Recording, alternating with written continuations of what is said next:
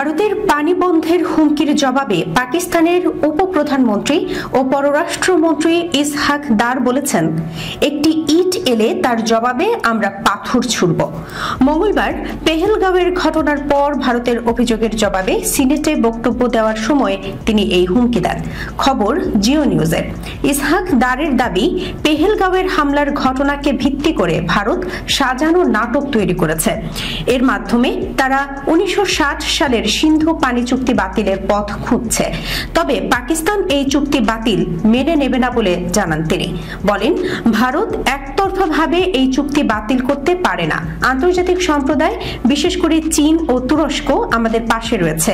এদিকে পাকিস্তানের প্রতিরক্ষা মন্ত্রী খাজা মোহাম্মদ আসিফ রয়টার্সকে বলেন, ভারতের তরফে পাকিস্তানে হামলা আসন্ন এবং ইসলামাবাদ সর্বোচ্চ সতর্ক অবস্থায় আছে।